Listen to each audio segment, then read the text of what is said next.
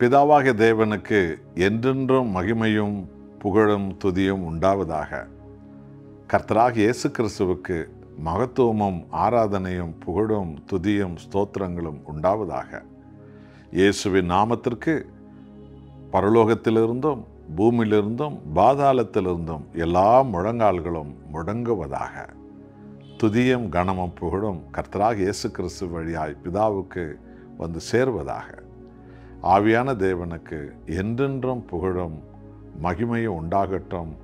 அவருடைய பாதுகாப்பின் பலத்த கரத்தில் நாம் நம்மை அர்ப்பணித்து நாம் வாழ்வோம். கிறிஸ்துவுக்கு சொந்தமானவர்களே, இந்த நாள் தேவனை முழு உள்ளத்தோடு நன்றியோடு ஆராதிக்கும் நாள், அவரை தேடும் நாள்.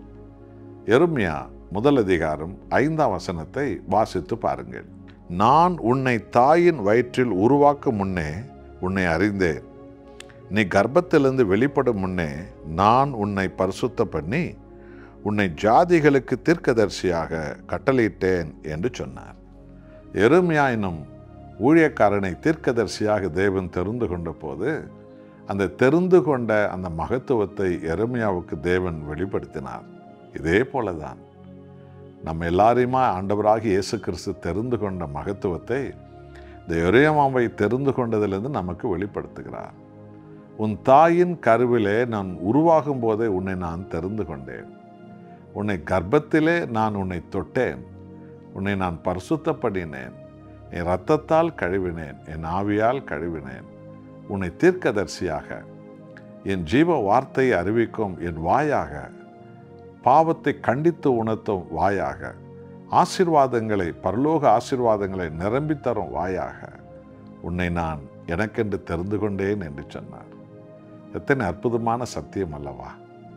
கலாத்தியர் 1:15 பாருங்கள், பவுல் சொல்லுகிறார், என் தாயின் வயிற்றில் நான் கருவாக உருவாக முன்னமேயே என் ஆண்டவராக இயேசு கிறிஸ்து என்னை அவருக்கென்று பிரித்தெடுத்தார் என்று சொல்லுகிறார்.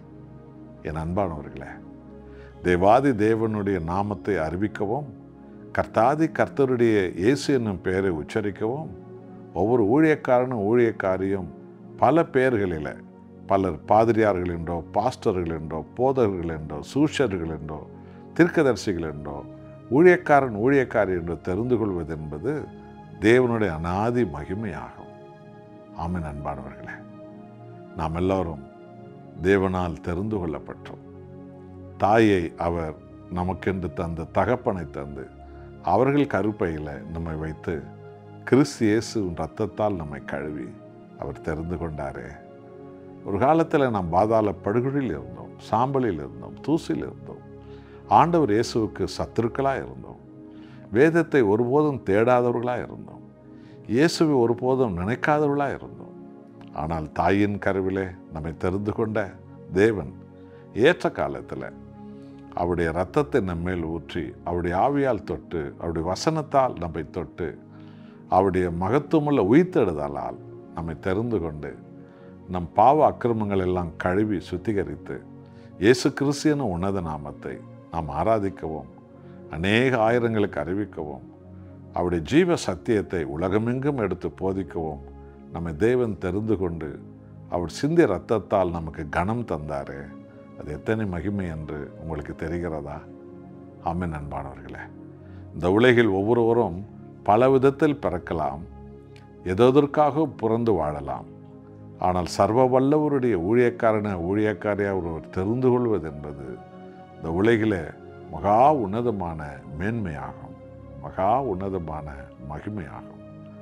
அதற்காகவே நம் உயிருள்ள வரைக்கும், உடலில் உயிருள்ள வரைக்கும், உள்ளத்தில் மூச்சுள்ள வரைக்கும் ஆண்டவராக இயேசு கிறிஸ்துவுக்கு என்றென்றைக்கு நாம் மகிமை செலுத்தும் பாத்திரங்களாக, நன்றியுள்ள ஊழியக்காரனாய் ஊழியக்காரிகளாக இருப்பதை நாம் அர்ப்பணிப்போம். நம்முடைய பெற்றோருக்காக நன்றி சொல்வோம். நம்முடைய உடன் பிறந்த சகோதர சகோதரிகளுக்காக நன்றி சொல்வோம். உலகம் முழுவதும் நமக்கு ஆவிக்குரிய சகோதர சகோதரிகள், தாய்மார்கள், தகப்பன்மார்கள், தம்பிமார்கள், தங்கச்சிமார்கள், குடும்பங்களை தேவன் தந்திருக்கிறாரு. அதற்கு நாம் கோடி கோடி நன்றி சொல்வோம். நம்மை விட அதிகமாய் நம்மை நேசிக்கிறவர்கள் கிறிஸ்துவ நிமித்தம் உலகமெல்லாம் நமக்கு ஆண்டவர் தந்திருக்கிறாரு. நம்மை தாங்கியவர்கள், நமக்கு உணவளித்தவர்கள், நமக்கு இடம் கொடுத்தவர்கள், வாகனம் கொடுத்தவர்கள், நம்முடைய உடன் ஊழியக்காரிகளாய் அழைக்கப்பட்டவர்கள் எல்லாருக்காகவும் நாம் தேவனுக்கு கோடி கோடி நன்றி சொல்வோம். அவருக்காக தெரிந்து கொள்ளப்பட்டோம், அவரால் தெரிந்து கொள்ளப்பட்டோம். அவருடைய பாதத்தை பணிவோம், அவர் முகத்தை தேடுவோம்.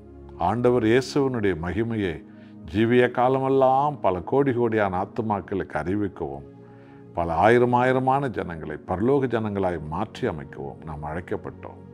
இது தேவன் நமக்கு தந்த மகா அற்புதமான அவருடைய பேரன்பின் கிருபை. நன்றி சொல்வோமா? அர்ப்பணிப்போம். அன்பின் நேசரே, எபேசியர் 1:4 சொல்லியிருக்கிறீர், உலகம் தோன்றுகிறதுக்கு முன்னமே கிறிஸ்து இயேசுவுக்குள் தேவன் எங்களை தெரிந்து கொண்டீர் என்று. தாயின் கருவில் உருவாகும் போது ஒவ்வொரு மகளை உமக்கென்று தெரிந்து கொண்டீரே. இப்படியாக எங்களை நீ தெரிந்து கொண்ட தயவுகளுக்காக நன்றி. இயேசு என்னும் பெயரை சொல்ல கொஞ்சமும் தகுதியில்லாத எங்களை தேவனே நீ நினைவு கூர்ந்தீரே, கோடி நன்றி. ஆண்டவர், எங்கள் தாய் தகப்பன் சகோதரங்களுக்காக நன்றி. எங்கள் மனைவி பிள்ளைகளுக்காக நன்றி. உலகம் முழுவதும் எங்களை நேசிக்கிற, எங்கள் மேல் கரிசனை கொள்ளக்கூடிய ஆண்டவரே, லட்சமான சகோதர சகோதரிகள், தாய்மார்கள், தந்தைமார்களை, குடும்பங்களை எங்களுக்கு தந்தீரே, உமக்கு கோடி கோடி நன்றி. எங்கள் ஜீவிய காலமெல்லாம் உம் முகத்தை தேடி உம் பாதம் பணிந்து உமது ராஜ்யமான சபையை எங்கும் எழுப்பவே எங்களை அழைத்தீர்.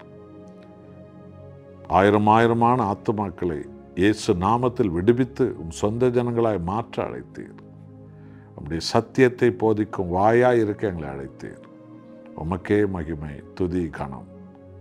இயேசு நாமத்தில் கோடி கோடி நன்றி சொல்லி எங்களை முழுவதும் அர்ப்பணிக்கிறோம் நல்ல பிதாவே. ஆமென்.